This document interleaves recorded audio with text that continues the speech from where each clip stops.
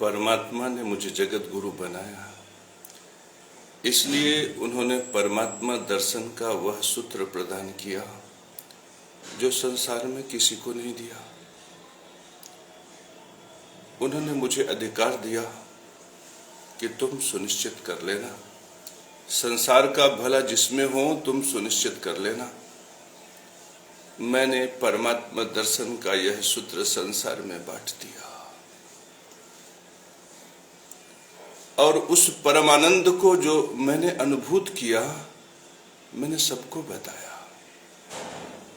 आज जो मैं निरंतर देखता हूं, जिसे देखकर परमानंद को प्राप्त करता हूं, उस प्रकृति और पुरुष के मिलन का तुम्हारे सामने मैं आंखों देखा वर्णन कर रहा हूं कि परमात्मा स्वरूप नारायण के प्रकाश से प्रकाशित जब सूर्य नारायण प्रकाशित होते हैं तो उनका प्रकाश इस अनंत आयाम में, पृथ्वी के अनंत आयाम में व्याप्त हो जाता है।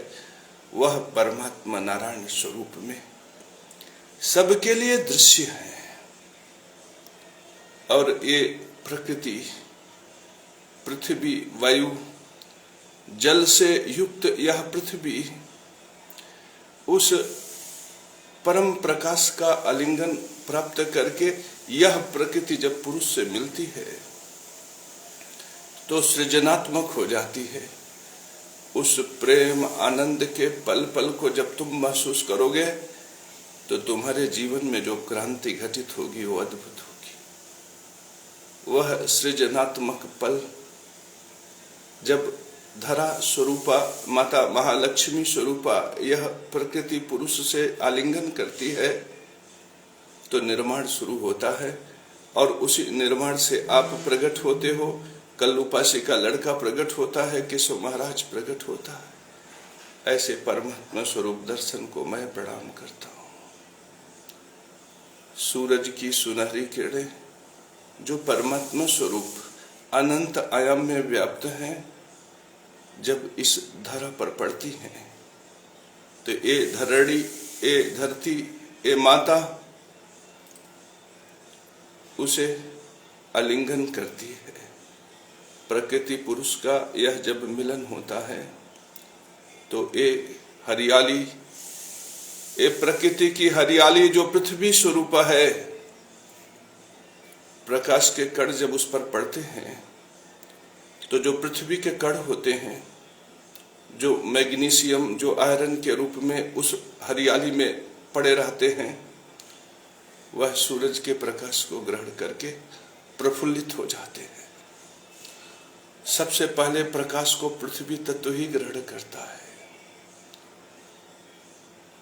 सोचो, माता का आलिंगन जब, प्रकृति का आलिंगन जब पुरुष से होता है तो प्रकाश की किरणें जैसे ही प्रकृति के संपर्क में आता है, ये पृथ्वी के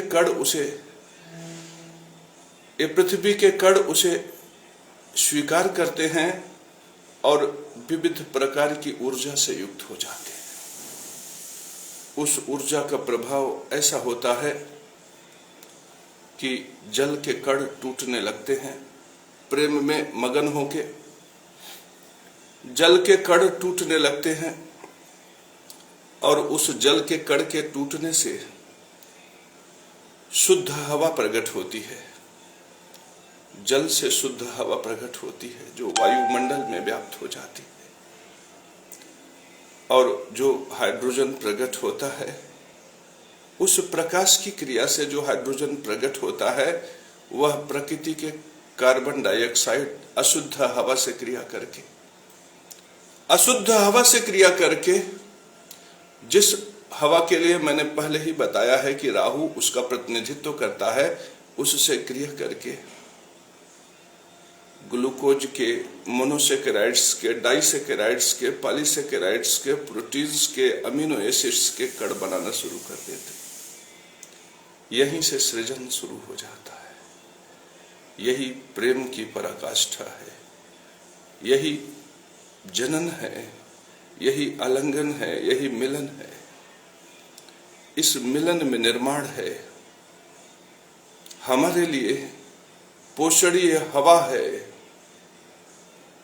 उस जल को देखो, वो माता की सेवा में लगा हुआ वह जल कितना सौभाग्यशाली है। वह जल देखो हमारे लिए जीवनी है। उसने प्रकृति को वायु देकर उस पृथ्वी स्वरूप को कुछ नया स्वरूप प्रदान किया, जो परमानंद से युक्त है, जिसमें आनंद ही आनंद है।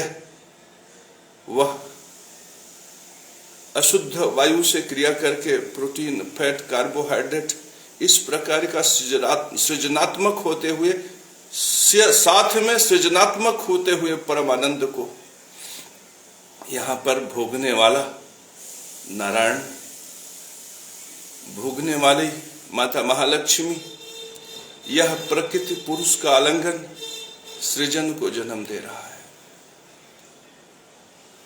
फिर पेड़, पत्ते, शाख, फूल, पत्ती, बीज, सारी क्रियाएं उस प्रेम आनंद से प्रकट होती। मेरे परम प्रिय शिष्यों, इस प्रकार से प्रकृति को वायु प्राप्त होता है। इस प्रकार से जल का इस विशिष्टता में उपयोग हो जाता है। मेरे परम प्रिय शिष्यों, जल को ही चंद्र माना गया है। यह चंद्र वायु के माध्यम से हमें सुख प्रदान करता है।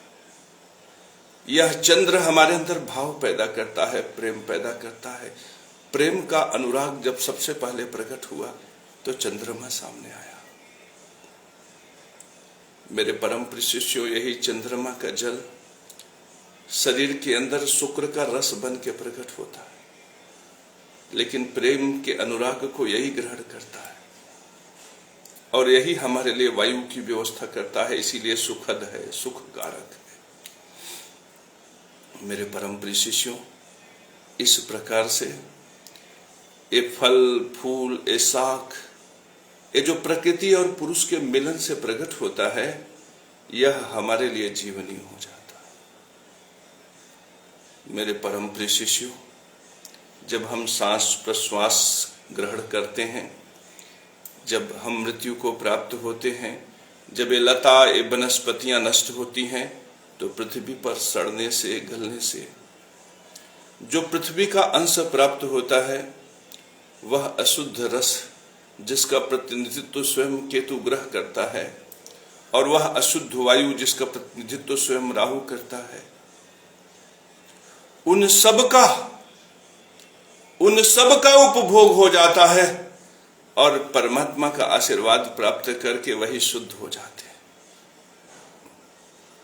इस संसार में शुद्ध कौन है? जिसको परमात्मा का स्पर्श प्राप्त है। जैसे मैंने नमो भगवते वासुदेवाय, नमो नारायणाय कह दिया तो मैं शुद्ध हो गया।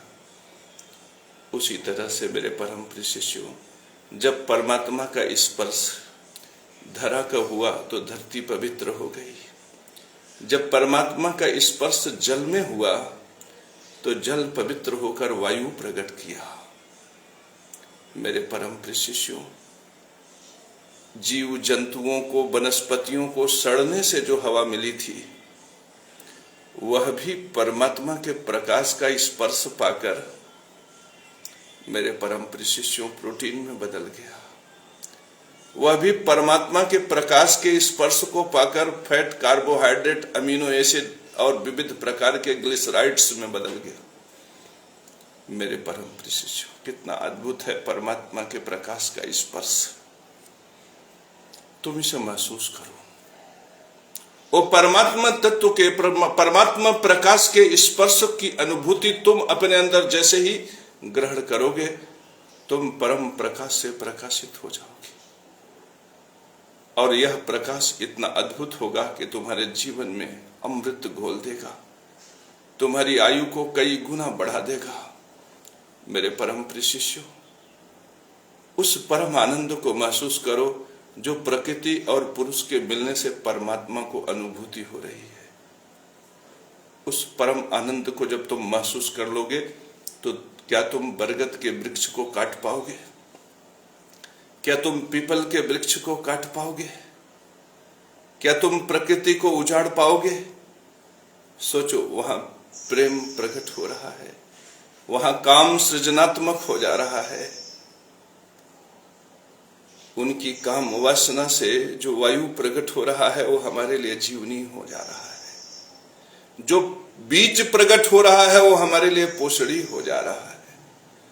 परमात्मा तो कह रहे हैं कि देखो, मैं काम भाव से युक्त हूं, तुम भी काम भावना से युक्त हो जाओ, लेकिन जैसे मैं विधि पूर्वक हूं वैसे तुम भी विधि पूर्वक हो जाओ।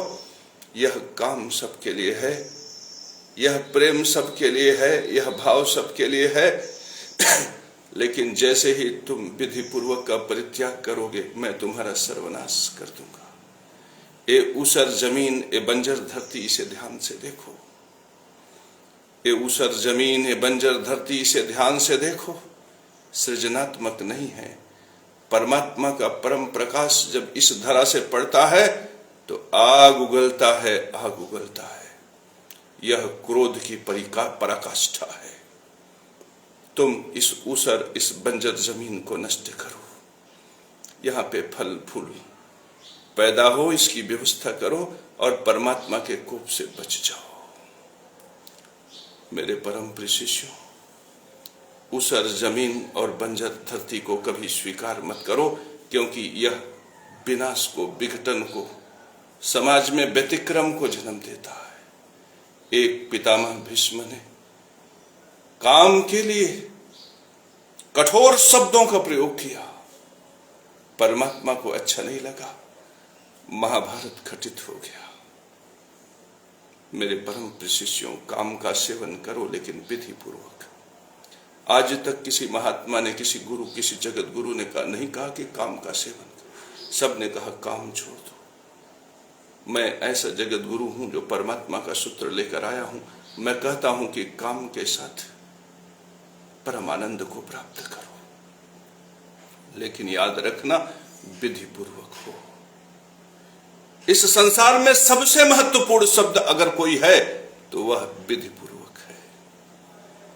ये सीवर का पानी, ये जो शहरों से निकल रहा है, गांवों से, नालियों से निकल रहा है, और ये जो गंगा नदी में बह रहा है, विधि पूर्वक नहीं है। जो नदी का जल है वह भी नष्ट हो रहा है, अशुद्ध हो रहा है, स्नान करने लायक, पीने लायक नहीं है। अगर यही सीवेज का जल विंध्याचल, अरावली के कंदराओं और पहाड़ियों पर छोड़ दिया जाए तो इसकी अशुद्धि, ये प्रकृति परमात्मा का प्रकाश उसे स्पर्श करके नष्ट कर देगा। उसमें ऐसी ऐसी वनस्पतियों का प्रादुर्भाव होगा, ऐसे ऐसे बीज प्रकट होंगे, फल स्वरूप में प्रकट होंगे, जो इनके विष को नष्ट करके इनको भी अमृत बना देंगे। याद रखना मेरे परम प्रिय शिष्यों, जब भी कोई काम अविधि पूर्वक होता है वो विनाश को जन्म देता है। मैं बरसों बरस, पता कर लो, मेरे पटीदार मुझे कुआं से पानी लेने नहीं देते थे, तो 5 साल तक मैंने गंगा जल से पानी लेकर अपने पूरे परिवार के पानी पीने की व्यवस्था की। निबिगहरवार गांव में जाकर पता कर लो। वो पानी तब पीने लायक था जब मैं बचपन में था, आज पानी पीने लायक भी नहीं। क्यों? क्योंकि विधि पूर्वक नहीं रहा। मेरे परम प्रिय शिष्यों, अपने जीवन को विधि पूर्वक बना लो। नवग्रह मंडल, ये वायु, ये धरती, ये आकाश, कुछ भी ऐसा नहीं जो आंखों के सामने न हो, कुछ भी ऐसा नहीं जो दृश्य न हो। परमात्मा का कोई भी ऐसा स्वरूप नहीं है जो प्रकट न हो। परमात्मा का ऐसा कोई सूत्र न हो जो आंखों से दिखाई न पड़ता हो। इन सब के बावजूद यदि तुम्हारे समझ में सूत्र प्रकट नहीं हो रहा है तो इसका मतलब तुम अपने अंधकार को इस प्रकार से आश्रित किए बैठे हो कि तुम प्रकाश के सारे मार्ग को बंद कर देना चाहते हो। हटाओ अंधकार की पुतलियों को, हटा दो दीवालों की झुरमुटों को, आने दो सूरज का प्रकाश। यह प्रकाश इस मस्तक में पढ़कर बोध बन जाता है और तुम बोध स्वरूप हो जाते हो। यह सूरज का प्रकाश ही है, परमात्मा का प्रकाश ही है, जो मुझे प्रकृति और पुरुष के मिलन को देखने के लिए सृजनात्मक करती है, और मैं टकटकी लगाए परमात्मा के इस स्वरूप को देखकर परम आनंद को प्राप्त करता हूँ। मुझ में कोई लाज नहीं, कोई शर्म नहीं, मैं इस परम आनंद को महसूस करता हूँ, और मैं चाहता हूँ कि तुम भी इसे देखो और परम आनंद को प्राप्त करो। देखो कैसे प्रकृति और पुरुष के मिलन से फोटोलिसिस की क्रिया होती है और जल टूट जाता है, और उसका हाइड्रोजन कार्बन डाइऑक्साइड से जुड़कर प्रोटीन बना लेता है, और वही प्रोटीन हमारे लिए भोजन हो जाता है, और फिर हम श्वास प्रश्वास से उसी ऑक्सीजन को ग्रहण करके जब कार्बन डाइऑक्साइड निकालते हैं, तो वह कार्बन डाइऑक्साइड फिर उस अशुद्ध वायु को वह प्रकाश वनस्पतियों में ले जाकर परमात्मा कारक बना देता है। मेरे परम प्रिय शिष्यों, ज्योतिष का कौन सा ऐसा सूत्र है जो इस परमात्मा प्रभाव में निहित नहीं है? ज्योतिष का कौन सा ऐसा सूत्र है? बिल्कुल स्पष्ट है। राहु और शनि दो वायु तत्व ग्रह हैं। अशुद्ध वायु का प्रतिनिधित्व राहु कर रहा है, और शुद्ध वायु का प्रतिनिधित्व हमारे लिए शनि कर रहा है। इस संसार में जब हम श्वास लेते हैं, इस संसार में मृत वस्तुएं जब सड़ने लगती हैं, गलने लगती हैं, हम उच्च श्वास में जो श्वास निश्वास जो श्वास छोड़ते हैं, उससे जो वायु प्रकट होता है, मृत आदमी के सड़ने गलने से जो श्वास प्रकट होता है, जो वायु प्रकट होता है, इस संसार में जितना जीवन है उसके नष्ट हो जाने पर जो श्वास प्रकट होता है, जो वायु प्रकट होता है, वह वायु जो कभी दुर्गंध के रूप में भी समाज में प्रकट होता है, वह वायु, वह अशुद्ध वायु, उसका प्रतिनिधित्व राहु करता है। वह पवित्र नहीं है, वह शुद्ध नहीं है। लेकिन जब इन वनस्पतियों के माध्यम से, इस प्रकृति के माध्यम से, इस धरती धरड़े के माध्यम से, लक्ष्मी स्वरूपा के माध्यम से, जब उस पर भी सूरज का प्रकाश, नारायण का प्रकाश, नारायणी प्रकाश जब उस पर पड़ता है, तो वही कार्बन डाइऑक्साइड उस जल से प्राप्त हाइड्रोजन से क्रिया करके उस प्रकाश की ऊर्जा से किस में बदल जाता है? प्रोटीन में बदल जाता है, फैट में बदल जाता है। मेरे परम प्रिय शिष्यों, और वह प्रकाश की ऊर्जा जो सूरज से प्राप्त है, जो माता पिता के संयोग से जो ऊर्जा प्रकट हो रही है, वह ऊर्जा कहाँ चली जाती है? रसायन बंधन में चली जाती है। रसायन बंधन में ऊर्जा चली जाती है।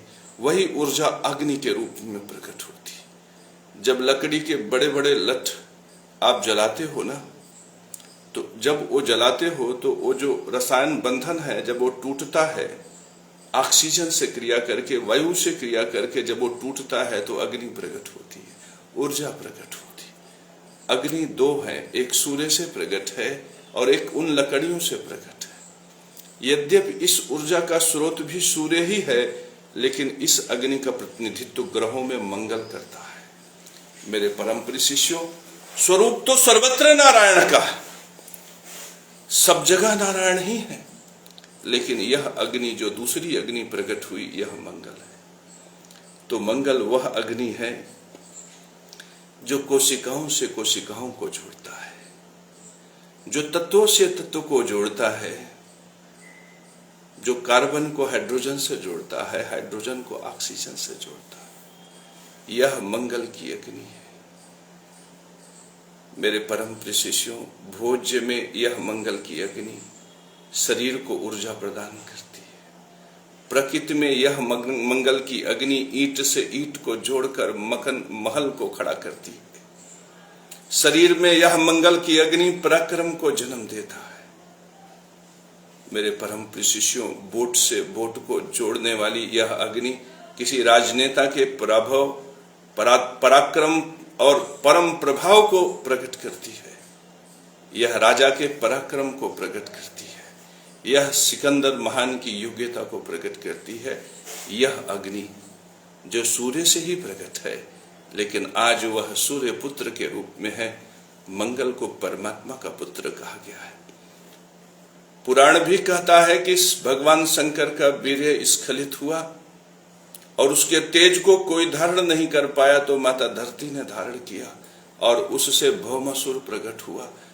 और वही भौमासुर बाद में अच्छे कर्म तपश्चर्या के प्रभाव से मंगल ग्रह के रूप में प्रतिष्ठित हुआ। तो मेरे परम प्रिय शिष्यों, परमात्मा सूर्य को तुम शिव से अलग मानते हो। यदि ऐसा मानते हो तो तुमसे बड़ा अज्ञानी, तुमसे बड़ा अबोध कोई नहीं। मेरे परम प्रिय शिष्यों, इस प्रकार से देखो मंगल, तुम इस मंगल की प्रकृति को आसानी से समझ सकते हो। यह मंगल पूर्वजों से प्राप्त विरासत को प्रकट करता है। क्यों? क्योंकि यह पिता से उत्पन्न पुत्र है। यह मंगल ही स्टेबल हुआ। जल टूटा, वायु में बदल गया, वायु जुड़ा, प्रोटीन में बदल गया। लेकिन इसमें बीज कहां गया इसका बोध नहीं है। लेकिन मंगल पहली ऐसी अग्नि है जो स्पष्ट करती है कि जो अग्नि सूर्य में थी अब वह प्रोटीन में स्थापित हो गई, अब वह अग्नि बीज में स्थापित हो गई। इसलिए मंगल परमात्मा का पुत्र है।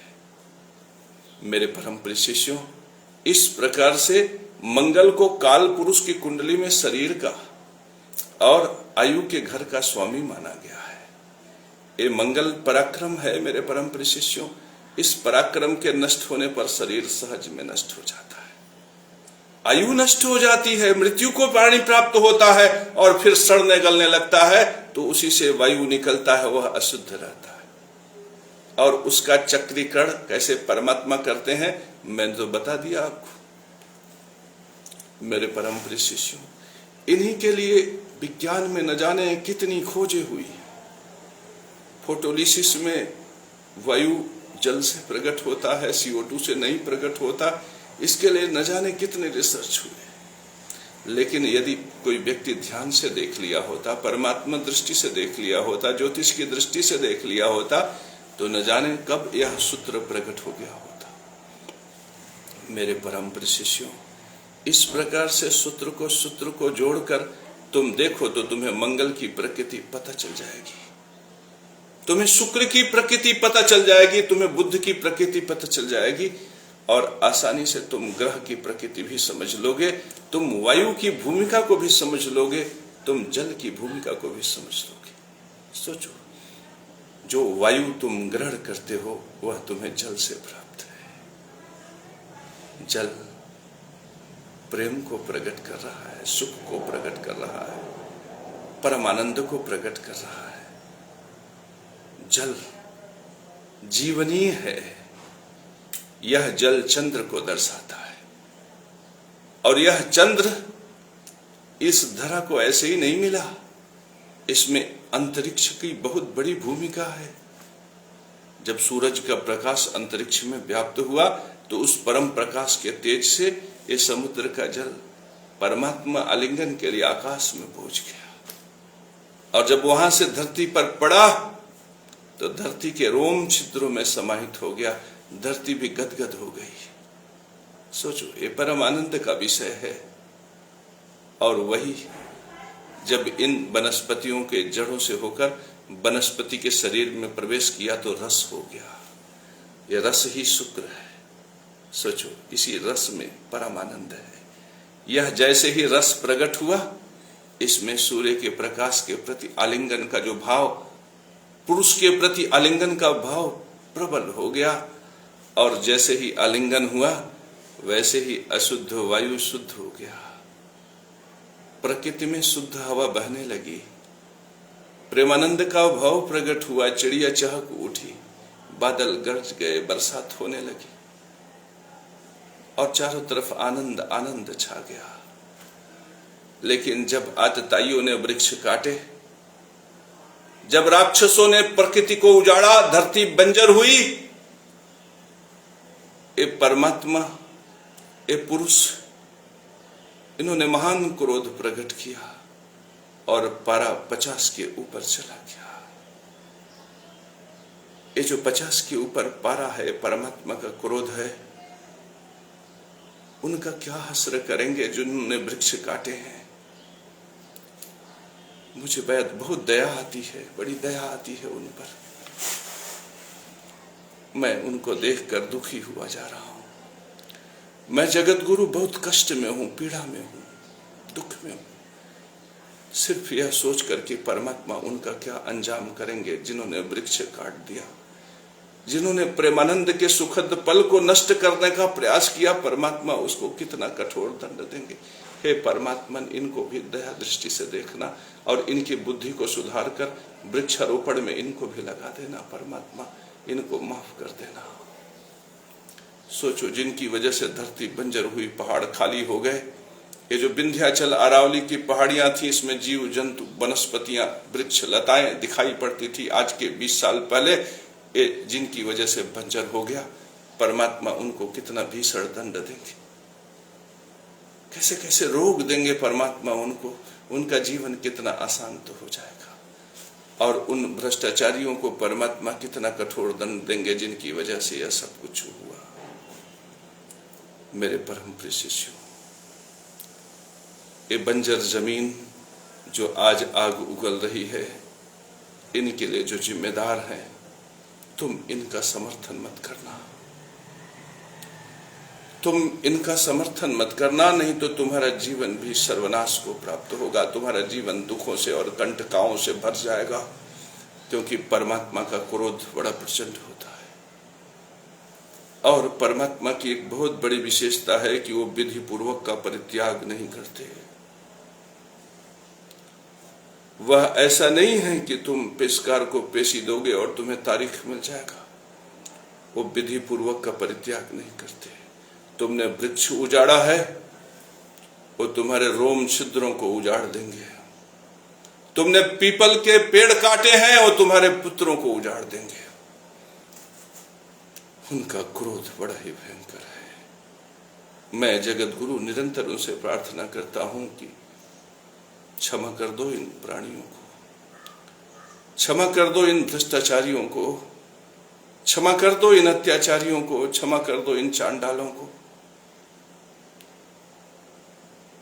हमारे जैसे जगत गुरुओं के प्रेम में पड़कर परमात्मा शिथिल तो पड़ जाते हैं, लेकिन फिर भी उनके लिए दंड सुनिश्चित करते हैं। मेरे परम प्रिय शिष्यों, तुम परमात्मा के दंड को आमंत्रित मत करना। तुम नवग्रह को समझना चाहते हो, समझ लो। जब एक शरीर नष्ट होता है, सड़ने लगता है, तो उससे अशुद्ध वायु जो प्रकट होता है वह राहु है। जो अशुद्ध रस प्रकट होता है वो केतु है, जो धरती में मिला हुआ होता है। ये जो प्रकृति है जिसमें वनस्पतियां प्रकट है, माता ने स्वरूप धारण किया है। माता उसी स्वरूप में धरती के उस अशुद्ध रस को रस स्वरूप में अपने शरीर में ले लेती है, तो वही शुक्र बन जाता है। और जब वह शुक्र प्रकाश की क्रियाओं से क्रिया करता है, प्रकृति से, पुरुष से क्रिया करती है, पुरुष के संयोग में आती है, पुरुष के साथ ही स्पर्श करती है, तो बस उतने से ही वह जो राहु का जो वायु तत्व है वह शरीर में घुसता है और उसी से प्रोटीन, फैट, कार्बोहाइड्रेट भोजन बन जाता है। सोचो, शुद्ध हो गया, परम शुद्ध, परमात्मा का स्पर्श प्राप्त करके शुद्ध हो गया। और परमात्मा का स्पर्श पाते ही वो जो जल है वो वायु में बदलकर हमारे लिए जीवनी हो जाता है। शुद्ध वायु, शनि प्रकट हो जाता है। वहीं पे शनि, सूर्य भगवान का पुत्र ये भी है, प्रकट हो गया। मेरे परम प्रिय शिष्यों, इस तरह से शनि भी प्रकट हुआ। और जब वही सूर्य का प्रकाश बंधन में चला जाता है, ऊर्जा में चला जाता है, तो मंगल प्रकट हो जाता है। सोचो, चंद्रमा प्रकट हुआ, शुक्र प्रकट हुआ, मंगल प्रकट हुआ, शनि प्रकट हुआ, राहु और केतु प्रकट हुए। सड़ने गलने से राहु केतु प्रकट होते। इसलिए राहु केतु यदि शरीर में पड़े हुए हैं तो सड़ा देंगे, गला देंगे। ये अविधि पूर्वक जो कुछ भी है वो राहु केतु है। ये मृत्यु के बाद सड़ने गलने की अवस्था है। तुम जीते जी तो कम से कम मत सड़ो। चोरी कर लेंगे, यह अशुद्ध राहु है।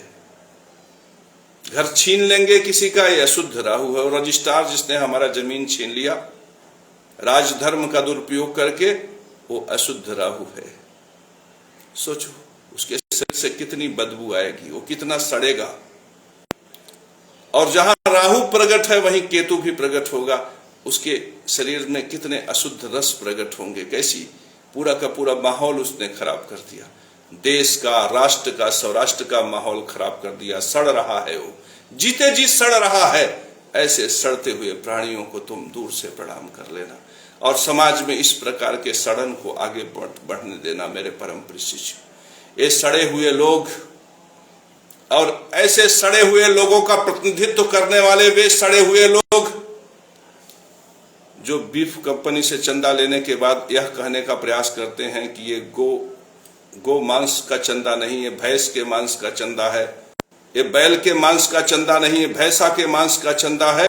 उन्हें बताओ कि गोवंश सब सुरभि माता की संतानें हैं, जिनके लिए इंद्र ने कहा नमो दिव्यै महादिव्यै सुरभ्यै च नमो नमः गवा बीज स्वरूपेण नमस्ते जगदम्बिके। उन माता की संतान जिनसे नंदिनी और कामधेनु प्रकट हुई, और उन्हीं नंदिनी और कामधेनु की संतानें हैं जो पितृयज्ञ में जिनकी सबसे बड़ी भूमिका है, जिनका दूध पी के, जिनके दधी से, जिनके घृत से यह शरीरधारी पोषित हो। सोचो, उन माताओं को तुमने कलंकित कर दिया, उन माता के दूध को तुमने कलंकित कर दिया, उन माता के आशीर्वाद को तुमने कलंकित कर दिया। धिक्कार है तुम्हें कि तुम कहते हो कि गौ मांस वालों से नहीं, मैंने भैंस मांस वालों से चंदा लिया। धिक्कार है, धिक्कार है। तुमने वृक्षों को काट दिया, मैंने तुम्हें क्षमा किया। तुमने प्रकृति के, पुरुष के मिलन के इस परमानंद माहौल को तुमने समाप्त करने की चेष्टा की, मैंने तुम्हें क्षमा कर दिया। तुमने ऐसे सड़े सड़े लोगों को व्यवस्था में लगा दिया जिनके सड़न से समाज पीड़ित हो गई, मैंने तुम्हें माफ कर दिया। लेकिन तुम माता सुरभि के संतान को काटने वालों से यदि तुम रोटी का आस्वादन प्राप्त कर रहे हो तो मैं तुम्हें माफ नहीं करूंगा। संसार जो ज्ञानी नहीं है, जो ध्यानी नहीं है, जो योग्य नहीं है, जो योगी नहीं है, जो गुरु नहीं है, जो जगत गुरु नहीं है, जो ब्राह्मण नहीं है, जिनमें संस्कार नहीं है, जिनमें पितरों के प्रति, देवताओं के प्रति, नक्षत्रों के प्रति प्रेम नहीं है, वह तुम्हारे अनुराग में उड़ सकते हैं, वह तुम्हारे अनुराग में, प्रेम में पागल हो सकते हैं, तुम्हें समर्थन दे सकते हैं। लेकिन यह जगत गुरु तुम्हारे पापाक्रांत से दुखी है। पापी तुम हो, पीड़ित मेरा शरीर हो रहा है, सड़े हुए तुम हो, दुर्गंध यहां से भी आ रही है। ये पूरा का पूरा माहौल, मंदिर का वातावरण, समाज का वातावरण दुर्गंध से भरा जा रहा है। तुम्हारी सड़न हमें बर्दाश्त नहीं हो रही है। तुम अपने इस सड़न को, इस राहु और केतु के प्रभाव को सीमित कर लो, सीमित कर लो तुम, क्योंकि मेरे परमात्मा नारायण का जो दंड होगा, सुदर्शन चक्र का जो दंड होगा, वह बहुत भयानक होगा। वह दंड प्रकट हो, वह परमात्मा का प्रकोप तुम्हारे सुखों को नष्ट कर दे, तुम्हारे शरीर को नष्ट कर दे, इसके पहले तुम अपने आप को संभाल लो।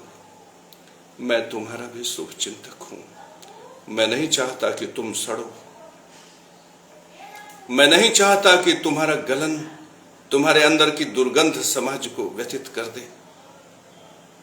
तुम भी मेरे शिष्य हो, सारा संसार मेरा परम शिष्य है।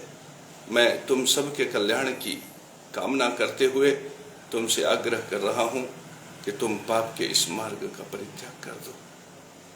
तुम सोचो कि ये धरती कैसे हरी भरी हो जाए, तुम ये सोचो कि पीपल के वृक्ष कैसे लगाए जाएं, तुम यह सोचना शुरू कर दो कि गौवंश की सुरक्षा कैसे हो, तुम यह सोचना शुरू कर दो कि माता सुरभि के संतानों के प्रति समाज में प्रेम कैसे बढ़े। तुम संसार को यह बताना शुरू कर दो कि नंदिनी, कामधेनु और माता सुरभि, इनका महत्व क्या है। यह दैव स्वरूपा है, यह दिव्य स्वरूपा है, यह वही है जो गौरी है, जो गायत्री है, जो लक्ष्मी है, जो पूखा है। जो मेधा है, जो सरस्वती है, ये इनसे अलग नहीं है।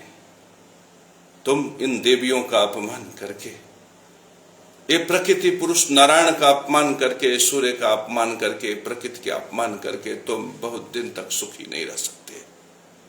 और यदि इस पर भी, इतने पर भी, जगत गुरु के मार्गदर्शन पे भी तुम अपने पापाक्रांत प्रभाव से अतीत होकर तुम यदि उससे नहीं हटते तो विनाश तुम्हारे लिए है।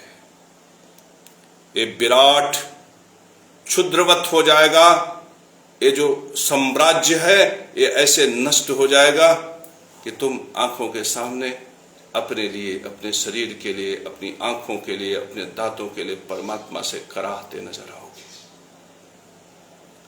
इसलिए मेरे परम प्रिय शिष्यों, तुम मुझ जगत गुरु की बात का अनुकरण करो और सत्य में लग जाओ, धर्म में लग जाओ, अनुराग में लग जाओ, प्रेम में लग जाओ। ये जो बोध है ये सीधे सूर्य से प्राप्त है, और जो शरीर भोगने वाला है यह भी पितर के बीजों से प्राप्त है। मेरे परम प्रिय शिष्यों, इस तरह से जो आस्वादन है वह भी पिता और परमात्मा का है। ये शरीर भी यदि कुछ भी करता है तो इसमें कहीं न कहीं कर्तापन परमात्मा नारायण से प्रकट होता है। तो नारायणी सूत्र है विधि पूर्वक। जो व्यक्ति हठधर्मिता से, बालकपन से, नादानी से इस विधि पूर्वक का परित्याग कर देता है वह इस संसार में केवल दंड प्राप्त करता है। तुम अपने लिए दंड की व्यवस्था मत करो, तुम विधि पूर्वक के साथ खड़े हो जाओ, यज्ञ धर्म के साथ खड़े हो जाओ, सनातन धर्म के साथ खड़े हो जाओ। यही हमारी प्रार्थना है। मेरे परम प्रिय शिष्यों, जगत गुरु के इस परम प्रार्थना को स्वीकार